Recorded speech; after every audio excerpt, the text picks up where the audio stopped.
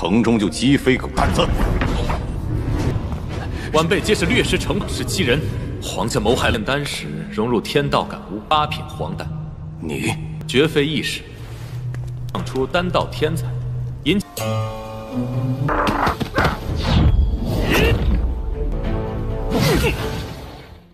Halo semuanya, selamat datang di Ruang Sinema. Bagaimana kabar kalian semua? Semoga selalu sehat dan baik-baik saja. Sesuai jadwal, jadi pada hari ini kita akan kembali melanjutkan series Donghua Martial Master episode terbaru. Yang mana ini adalah episode yang ke-445 sampai 446. Namun sebelum kita mulai, lebih baik kita lihat lagi apa saja yang telah terjadi pada episode sebelumnya. Di minggu kemarin, Qin Chen dan juga Xing Feng sedang melakukan perjalanan untuk menemui Raja Obat Xuanyi atau guru dari Xing Feng. Dalam perjalanan itu, mereka sempat berurusan dengan Tuan He. Akan tetapi, Qin Chen tidak terlalu mempedulikannya dan memilih untuk tetap melanjutkan perjalanan. Tidak lama kemudian, akhirnya mereka pun sampai di kediaman Raja Obat Xuanyi. Di sini, Xing Feng tidak bisa menahan kerinduannya terhadap gurunya itu. Dan meskipun mereka sudah lama tidak bertemu, akan tetapi Xuanyi masih tetap mengenali muridnya. Dia sangat senang setelah tahu Xing Feng menjadi Raja Obat. Tujuan Xing Feng dan Qin Chen kemari tentu tidak bukan adalah meminta rekomendasi dari Xuanyi untuk menjadi putra suci. Awalnya Xuanyi agak ragu, namun melihat tekad besar dari Qin Chen dan juga rencananya untuk membalaskan dendam Pangeran Suci Lu, alhasil Xuanyi pun akan mencoba memberikan rekomendasi kepada Qin Chen. Sayangnya masalah-masalah yang telah dibuat oleh Qin Chen di kota Dandao menyebar dengan cepat. Tetua Huang Fu juga memberikan saran kepada Qin Chen untuk tidak berbuat macam-macam ketika bertemu dengan Ketua Papilion. Nah, sekarang kita akan melanjutkan episode terbarunya. Tidak lama kemudian, Qin Chen dan juga Huang Fu mulai masuk ke dalam ruangan Ketua Papilion. Melihat dari besarnya ruangan ini sudah menunjukkan kalau Papilion Pil di kota Dandao memang merupakan hal yang sangat dihormati. Qin Chen juga cukup terpukau dan betapa elitnya tempat itu. Sesaat kemudian, Tetua Huang Fu mulai memberikan hormat. Sedangkan untuk Qin Chen sendiri hanya santuy-santuy saja dan menatap ke arah Ketua Papilion. Di sini, Ketua Papilion tidak menyangka kalau Qin Chen akan sangat berani menemui dirinya. Qin Chen tidak tahu mengenai apa yang sedang dibicarakan oleh Ketua Papilion. Ternyata dia sudah tahu kalau Qin Chen yang baru beberapa hari di kota Dandao sudah membuat begitu banyak kekacauan. Setelah apa yang diperbuatnya, Qin Chen justru sangat berani ingin menjadi putra suci. Tekanan pun diberikannya kepada Qin Chen. Akan tetapi itu tidaklah membuat Qin Chen tunduk. Ia memberitahu kalau putra suci Jinzhou lebih dulu menindas orang lain. Untuk keluarga Huang sendiri memiliki keterkaitan kuat atas meninggalnya putra suci Lu. Sedangkan Tuan He dengan kesadaran penuh berani menghina dirinya yang adalah Raja Obat. Jadi apa yang Qin Chen lakukan semua itu adalah murni sebuah hukuman yang dia berikan. Tapi bagi Ketua Papilion, hukuman Qin Chen ini terlalu buruk. Apalagi perkataannya hanyalah pengakuan sepihak saja. 城中就鸡飞狗蛋子。晚辈皆是略施城是欺人，皇家谋害陆文成。 Dia mengakui kalau Qin Chen memang berbakat. Jadi selama dia mau meminta maaf kepada orang-orang yang telah dia lukai, maka Ketua Papilion bisa saja melepaskannya. Tetua Huang Fu meminta Qin Chen untuk mengambil kesempatan yang diberikan oleh Ketua Papilion. Namun Qin Chen tidak mau, sebab dia itu tidak membuat kesalahan apapun, jadi untuk apa juga dia meminta maaf. Inilah pertama kalinya Ketua Papilion melihat orang yang seberani ini. Karena Qin Chen sudah membuat kesepakatan, maka Ketua Papilion akan memberikan hukuman mati kepadanya. Sebuah formasi yang mengerikan pun dirinya ciptakan dan bersiap memusnahkan Qin Chen. Sekali lagi, Ketua Papilion memintanya untuk meminta maaf dan berlutut di hadapannya. Tapi sampai saat itu, Qin Chen hanya santuy-santuy saja. Yang seakan-akan dia ini tidaklah takut kepada serangan Ketua Papilion. Berbeda dan Tetua Huang Fu yang cukup panik karena bisa saja serangan itu mengenai dirinya. Di saat serangan ini hampir menyentuhnya, Qin Chen memberitahu kalau ia tetap tidak akan meminta maaf. Seketika saja serangan Ketua Papilion pun berhenti dan Qin Chen terlihat mulai tersenyum.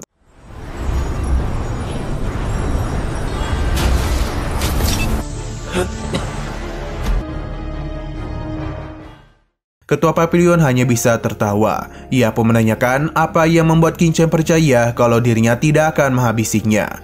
Bagi Qin Chen, semua Ketua Papilion Pil pasti memiliki martabat yang tinggi. Jadi tidak mungkin bagi mereka tidak bisa membedakan mana yang benar dan mana yang salah. Ketua Papilion kembali tertawa dan memuji keberanian Qin Chen.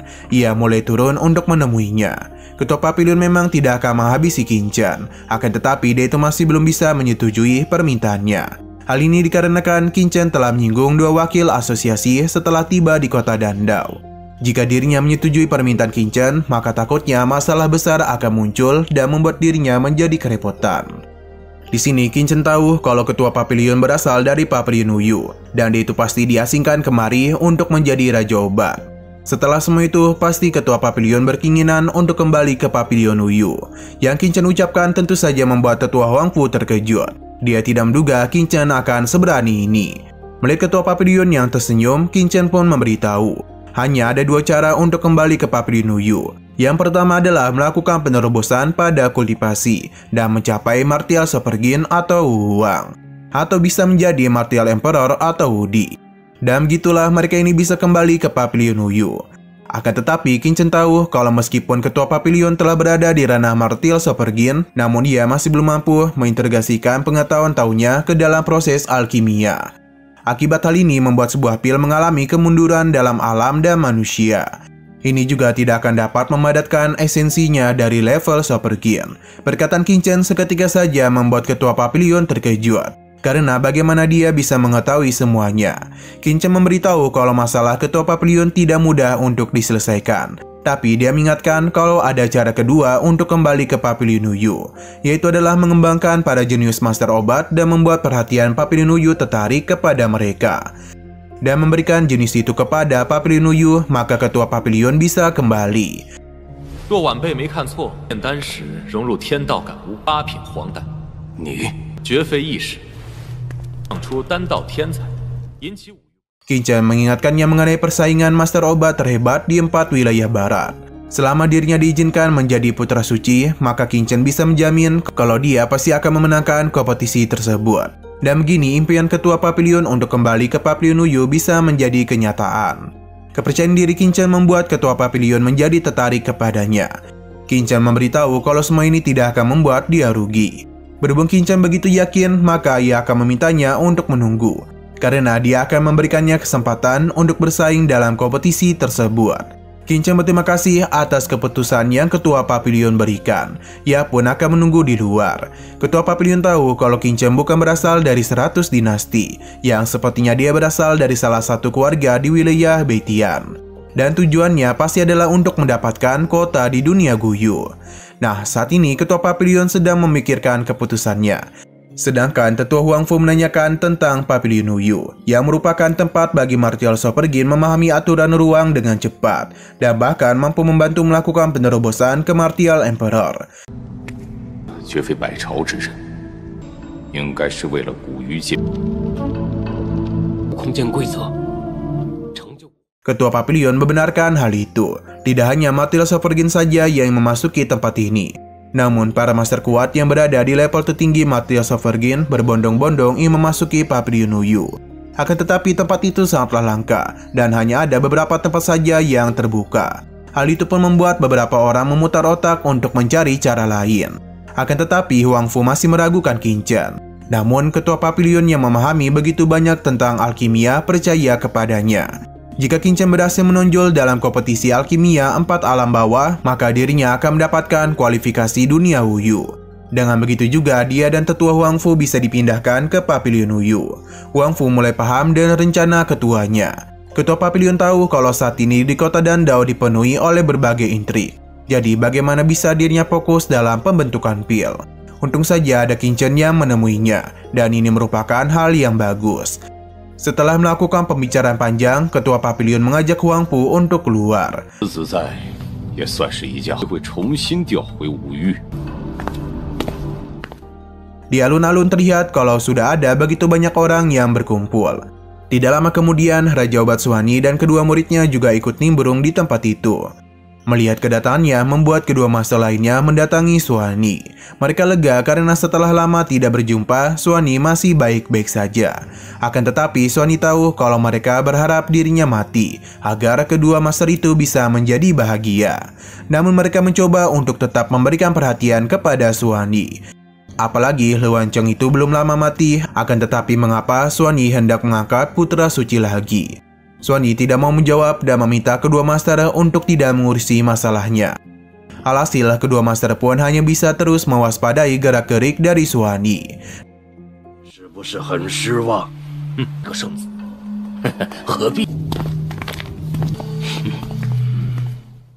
Di sini kita juga diperlihatkan kepada Tuan He, yang mana kini dirinya bersama guru dan para murid lainnya. Gurunya menanyakan apakah Qin Chen benar-benar telah memperlakukan dirinya dengan buruk. Tuan He membenarkan semua itu.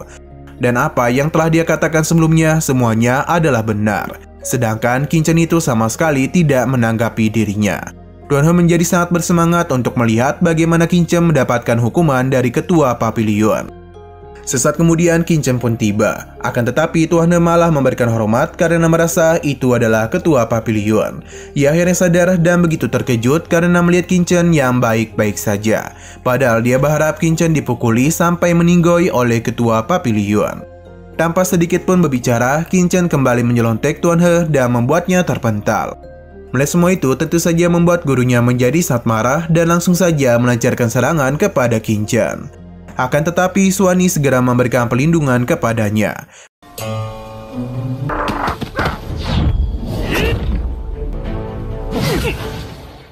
Perlawanan yang Xuan Yi lakukan membuatnya terkejut. Dia meminta untuk tidak mengurusi masalahnya. Namun Xuan Yi memberitahu kalau pria ini adalah putra suci yang dirinya rekomendasikan. Jadi apapun yang terjadi kepadanya, maka mereka harus berurusan dengan dirinya. Tidak kenal takut, tetua itu kembali menyiapkan serangan karena bagaimanapun Qin Chen telah berani melukai orang dari Papilionnya. Dia berjanji kalau Qin Chen harus dihabisi pada hari ini juga. Sebelum melakukan ulti, ketua Papilion segera menghentikannya. Serangannya itu seketika saja menciptakan ledakan yang besar dan membuat tetua ini terpental. Melihat ketua Papilion yang telah tiba, semua orang yang berada di alun-alun mulai menyambut kedatangannya dan memberikan hormat. Tetua ini meminta ketua Papilion untuk mengambil tindakan kepada Qin Chen, karena dia itu telah berani menyerang anggotanya. Tidak hanya itu saja, Tuan He pun mengesot ke hadapan ketua Papilion demi memohon agar memberikannya keadilan. Tuan He bahkan menangis di hadapannya. Namun ketua Papilion yang sudah tahu apa yang telah terjadi tidak begitu peduli kepada tangisan Tuan He. Malahan dia itu kesal karena berani-beraninya Tuan He bersikap sombong di hadapan Raja Obat dari Papilionnya. Jadi untuk apa juga Jin Hong meminta dirinya untuk memberikan keadilan, padahal yang salah adalah anggotanya. Mendengar semua itu seketika saja membuat Tuan He menjadi panik, begitu juga dengan Jin Hong. Ia pun meminta para penjaganya untuk menyeret Tuan He keluar dari tempat ini. Namun dia bukannya diseret, malahan diangkat. Akibat hal ini, Jin Hong pun benar-benar dendam kepada Qin Chen.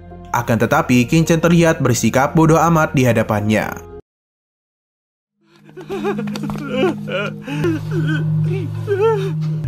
Jin Hong,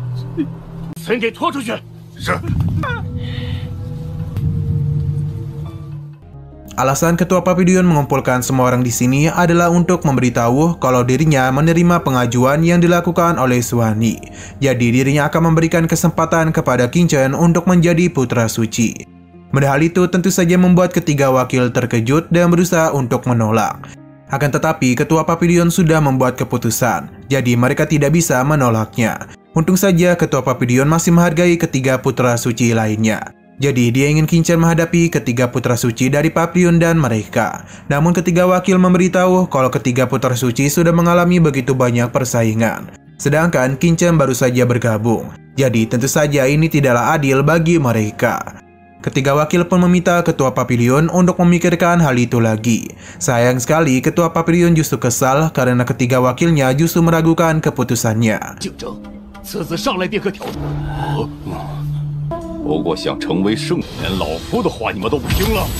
Qin Chen pun menenangkan ketua Papilion karena dia merasa apa yang dikatakan oleh ketiga wakil benar adanya.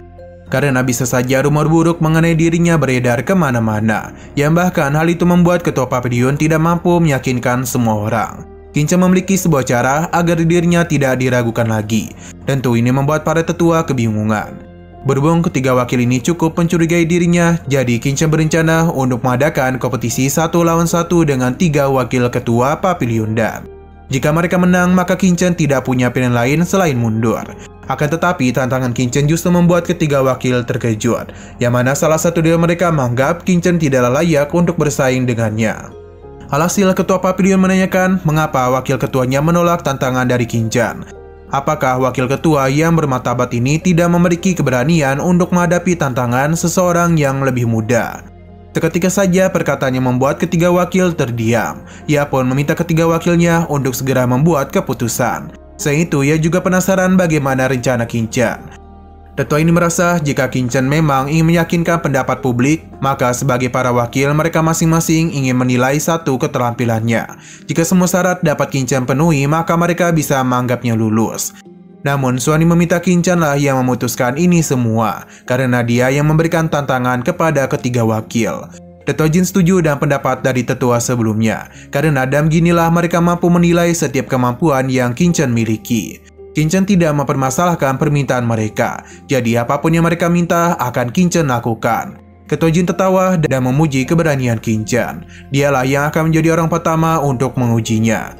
Tetua Jin akan mencoba bersaing dengan Qin dalam pengendalian api. Kompetisi yang dirinya maksud adalah tidak lebih dari presisi dan kekuatan. 宣一张水平啊，不错，好，既如此，任三位如何出题？度和强度。 Ketua pavilion dan Qin tidak mempermasalahkan hal itu.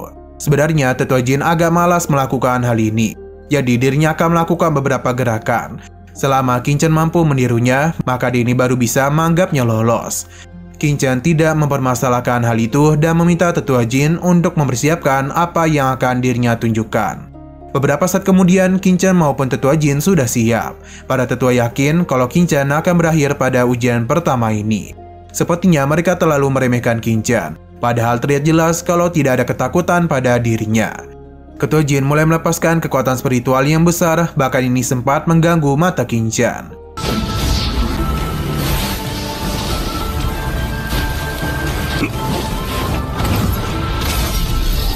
Meskipun kekuatan yang diri keluarkan terlihat sangat besar, akan tetapi nyatanya api spiritualnya itu tidak terlalu besar.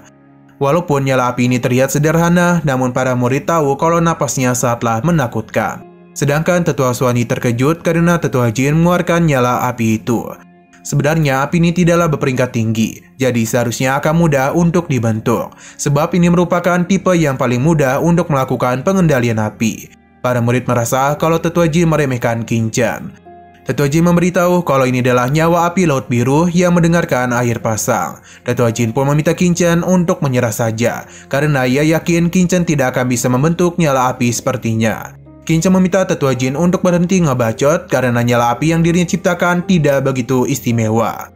Tetua Jin yang tidak mau diremehkan akan menunjukkan bentuk sebenarnya dari nyala api yang dirinya ciptakan. Sekali lagi, Tetua Jin mengeluarkan kekuatan spiritual yang besar untuk menciptakan sebuah rangkaian pohon api.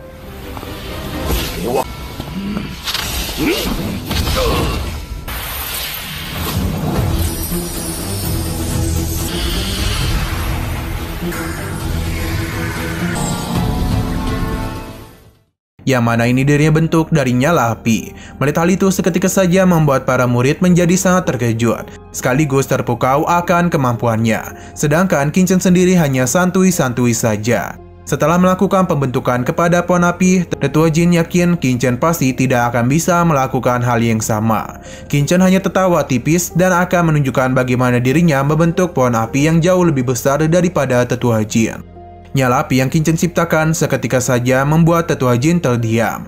Karena selain dia berhasil menirunya, pohon api yang Qin ciptakan jauh lebih besar dibandingkan miliknya. Ini tentu membuat Tetua Jin tidak bisa berkata-kata.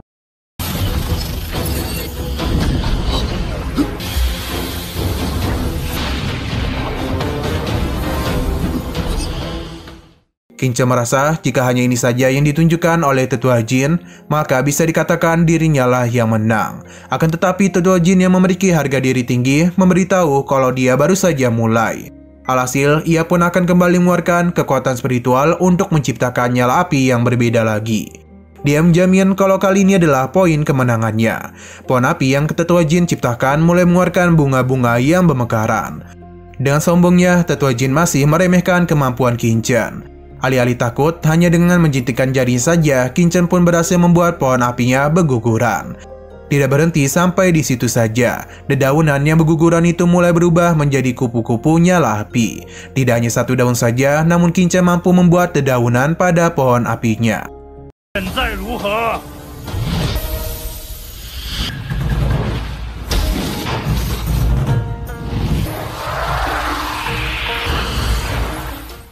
Seketika saja ini semua membuat Tetua Xuanyi menjadi senang. Sedangkan Tetua Jin menjadi semakin kesal, karena lagi dan lagi kemampuan Qin Chen jauh mengungguli dirinya. Akan tetapi Tetua Jin masih belum menyerah. Ia kembali melakukan sesuatu yang mana dia menciptakan nyala api berupa sebuah burung. Dan sombongnya Tetua Jin meremehkan Qin Chen, sebab dirinya merasa kalau Qin Chen tidak akan bisa menirunya. Hanya saja bagi Qin Chen ini hanyalah tipuan kecil saja. Ia pun akan menunjukkan bagaimana menciptakan burung yang mampu bergerak kemana-mana. Tentu burung nyala api yang Qin Chen ciptakan tidak sama seperti milik Tetua Jin. Karena burung abang Qin Chen ini mampu bergerak kemana-mana dan bahkan mampu melakukan farming.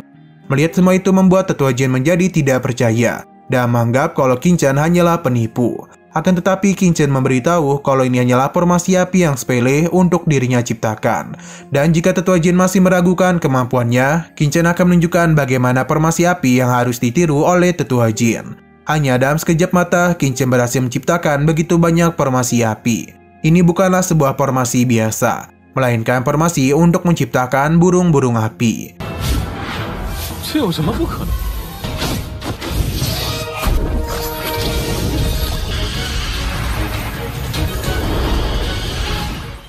Qin Chen berhasil menciptakan begitu banyak burung api yang menghuni pohonnya.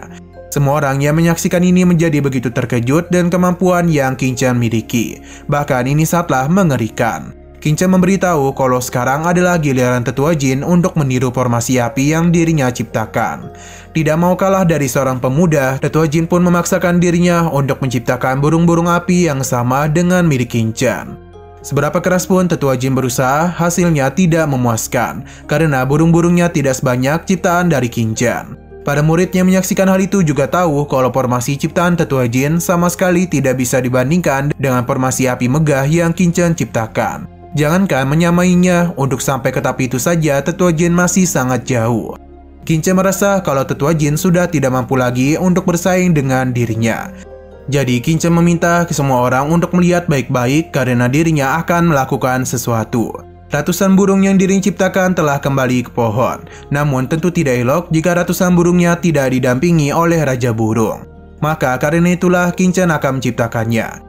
Dia pun mulai memanggil Fonik Api Abadi. Sosok yang Qin Chen ciptakan itu benar-benar membuat semua orang di sana tidak bisa berkata-kata. Karena ini adalah Dewa Api Fonik Abadi.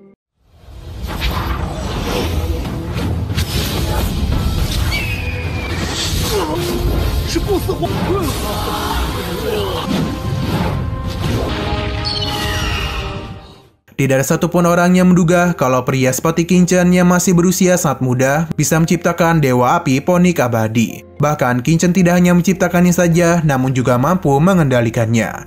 Dengan apa yang telah dirinya lakukan itu, maka Qin Chen pun meminta Tetua Jin untuk melakukan hal yang sama juga. Tetua Jin yang tidak mau kalah dan malu di hadapan semua orang akan menunjukkan kalau dirinya juga bisa menciptakan Dewa Api Fonik Abadi. Sekali lagi, Tetua Jin kembali memaksakan dirinya, yaitu bahkan terus saja mengeluarkan kekuatan spiritualnya. Melihat semua itu, Qin Chen merasa kalau saat ini Tetua Jin sangat mirip dengan ayam betina yang sedang mengerami telur. Akibat perkataan Qin Chen, pikiran Tetua Jin sempat terganggu. Namun dia mencoba untuk tetap fokus agar bisa menciptakan burung Phoenix. Sayang sekali seberapa keras pun dirinya berusaha, kemampuannya itu masih belum sampai ke level Qin Chen. Tetua Jin pun gagal dan menyebabkan api yang dia ciptakan mengenai semua orang yang berada di sana. Untung saja kekacauan itu bisa diatasi dengan cepat. Sedangkan Tetua Jin harus menanggung malu karena kalah dari orang yang dirinya tantang. Ketua Papilion bahkan sampai geleng-geleng kepala dengan kelakuan Ketua Jin. Dengan ini maka sudah jelas kalau kompetisi pengendali nyala api berhasil dimenangkan oleh Qin Chen.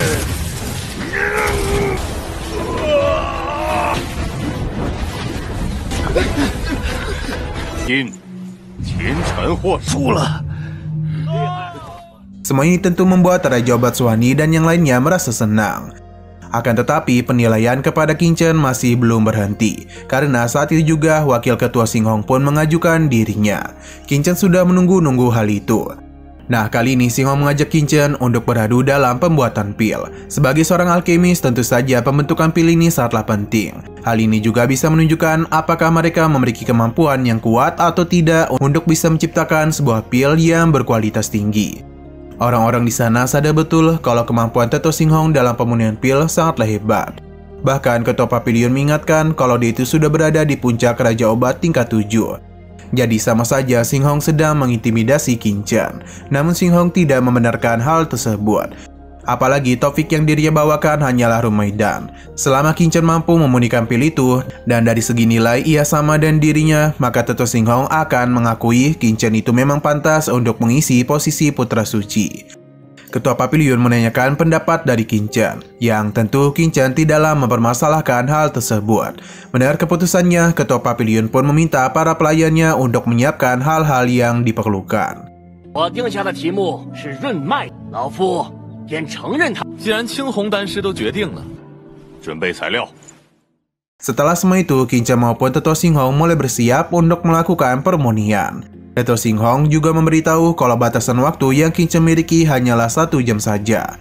Teto Xinghong pun memulai permunian pilnya terlebih dahulu. Di sini dia melakukan pergerakan yang seketika saja membuat para murid di sana terpukau, karena Teto Xinghong menggunakan api Xingyang. Ini merupakan nyala api yang berada di peringkat 93. Melihatnya secara langsung benar-benar membuat para murid terkesan. Teto Xinghong tidak berhenti sampai di situ saja. Kini dirinya pun kembali melakukan sebuah pergerakan yang mana bahan-bahan mulai dirinya kumpulkan. Dan dia itu juga langsung memotong-motong bahan ini dengan begitu rapi. Bahkan tidak satupun kesalahan yang dirinya lakukan. Ini merupakan trik ajaib membagi obat.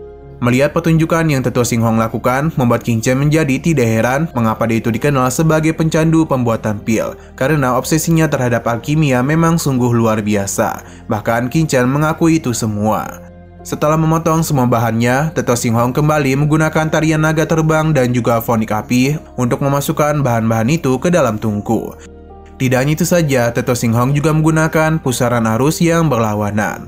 Qin Chen benar-benar tertarik dengan setiap teknik yang Teto Xinghong lakukan. Padahal mereka ini hanyalah menyempurnakan sebuah pil, namun ada begitu banyak pergerakan yang Teto Xinghong lakukan. Tidak heran mengapa Teto Xinghong bisa menjadi salah satu dari 3 wakil ketua Papilion. Hanya dalam sekejap mata, bahan-bahan yang dimasukkan ke dalam tungku kini sudah mulai berbentuk pil. Kini Teto Xinghong hanya tinggal fokus untuk tahap terakhir, yakni pembentukan pil yang sempurna. Tidak lama kemudian, pil yang Teto Xinghong ciptakan akhirnya selesai juga.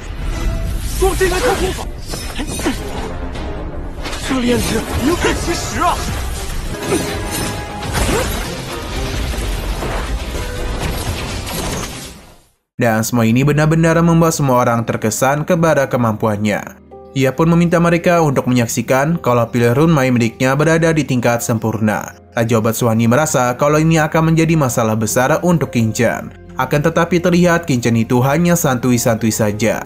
Tetua Jin yang tadi kalah malah tidak tahu malu dan justru mentertawakan Qin Chen karena dia yakin kalau Qin Chen tidak akan bisa menciptakan pil runmai yang sama sempurnanya dengan Tetua Xinghong. Tidak mau meladeni bacotannya, Qin Chen pun mulai melakukan pergerakan, yang mana gerakan-gerakan yang sebelumnya dilakukan oleh Tetua Xinghong dan mudah dilakukan kembali oleh Qin Chen. Akan tetapi waktu yang dia miliki hanya tersisa sepertiga dari waktu yang ditentukan. Namun meskipun begitu, Qin Chen tidak mempermasalahkan hal tersebut. Karena ada mudahnya dia itu meniru proses pembuatan pil yang dilakukan oleh Tetua Xinghong. Dalam sekejap mata, Qin Chen pun sudah berada di tahap permunian pil. Melihat apa yang Qin Chen lakukan benar-benar membuat Tetua Xinghong kesal. Karena bagaimana bisa pria semuda Qin Chen mampu dan mudah meniru apa yang dirinya lakukan. Bahkan tangan menari naga terbang dan fonik juga Qin Chen ikuti.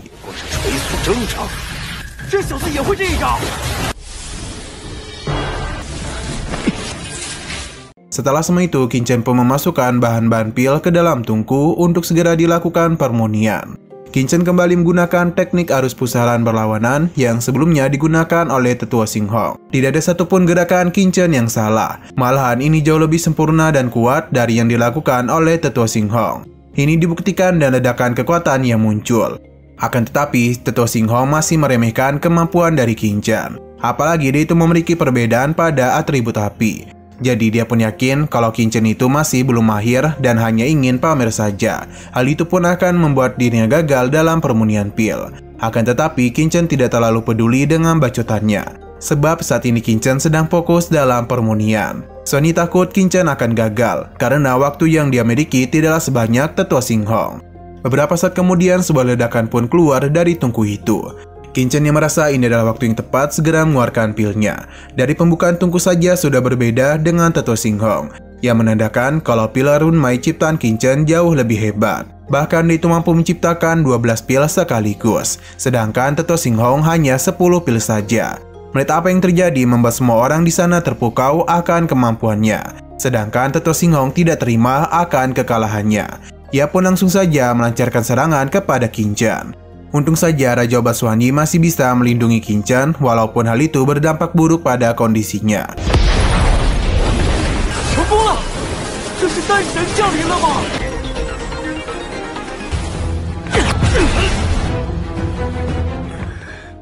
Dia benar-benar kesal dan apa yang telah Xinghong lakukan. Begitu juga dengan Ketua Papilion.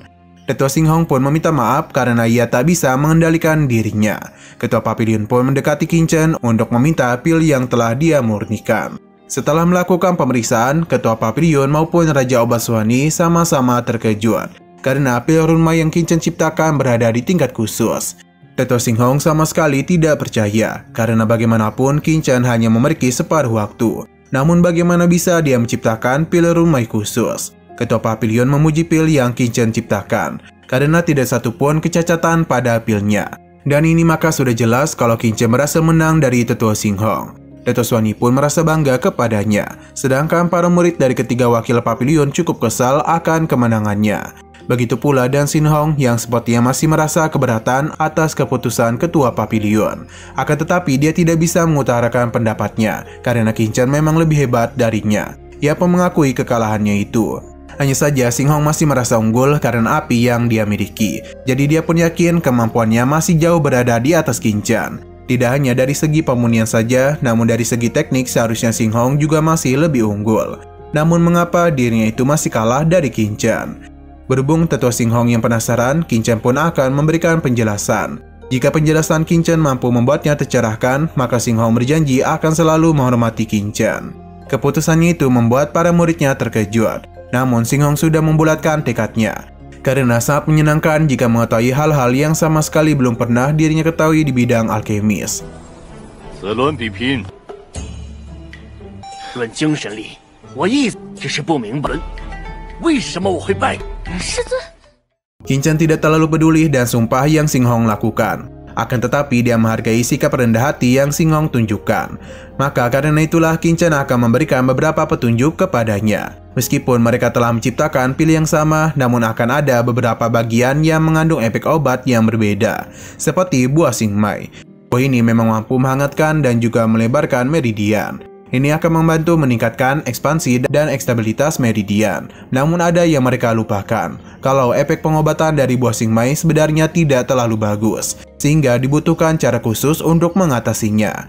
Dia tahu kalau Tetua Xinghong hanya menyamakan 6 bagian pada buah Xingmai, sedangkan dirinya secara khusus memotong kulit, daging, dan inti pada buah itu. Jadi karena itulah mengapa hasil dari pil yang dirinya ciptakan menjadi berbeda. Petunjuk yang Qin Chen katakan seketika saja membuat orang-orang di sana tercerahkan, karena tidak ada satupun dari mereka yang menyangka kalau melakukan pelakuan khusus pada bahan obat itu akan membuat beberapa efek khusus. Tetua Xinghong menanyakan apa ada hal yang lain. Qin Chen pun mengingatkan kalau Tetua Xinghong telah melakukan beberapa kesalahan dalam permunian tadi. Akan tetapi Tetua Xinghong merasa itu tidaklah benar. Beberapa murid merasa kalau Qin Chen telah keliru, karena bagaimanapun Tetua Xinghong telah berada di puncak Raja Obat tingkat 7. Jadi bagaimana bisa dia membuat suatu kesalahan? Qin Chen hanya tertawa dan akan memberitahu apa kesalahan yang telah dia buat. Seharusnya mereka tahu kalau tungku alkimia yang mereka gunakan memiliki spesifikasi yang sama. Ini semua merupakan tungku standar yang sudah disiapkan oleh Ketua Papilion Pil. Biasanya tungku memiliki tinggi 3 kaki 6 inci dan lebar 2 kaki 1 inci. Bahannya sendiri berasal dari kristal pasir bintang dan besi hitam. Namun ketahanan setiap tungku sangatlah berbeda. Nah, seharusnya mereka melihat ada 7 garis halus pada tungku itu. Jadi bisa dikatakan kalau selama permunian tadi, tungku ini telah mengalami kerusakan. Mereka pun harus berhati-hati dalam melakukan permunian. Tapi beberapa orang menganggap itu sama sekali tidaklah penting. 我错漏百出。姐，这错漏百出。的制式王品丹炉，用黑玄铁熔炼星砂。此炉上面有7土，所以在炼制时需智慧主义啊！ Nah, sayang sekali episode pada hari ini pun harus bersambung dulu. Namun sebelum kita akhiri, seperti biasa kita akan melihat preview bagian selanjutnya. Setelah menyelesaikan beberapa urusan, Ketua Papillon dan juga Tetua Huangfu kembali menemui mereka semua. Yang mana Ketua Papillon pun memberitahu kalau mereka akan memberikan gelar kepada putra suci keempat yang tentu tidak bukan adalah Qin Chen. Dia pun diminta untuk keluar, yang mana seketika saja Qin Chen pun datang dengan begitu menakjubkan. Keberhasilan Qin Chen menjadi putra suci membuat Xing Feng dan Xuani senang. Oke, sekian dulu pada video kali ini. Untuk video selanjutnya akan segera hadir. Jadi bagi kalian yang ingin mengikuti series ini, langsung saja klik subscribe dan aktifkan loncengnya. Terima kasih yang sudah menonton video sampai habis. Jika kalian suka pada video ini, klik like dan share ke teman-teman kalian tentang channel ini. Dan ditunggu aja kelanjutannya. Oke, sampai jumpa di video selanjutnya.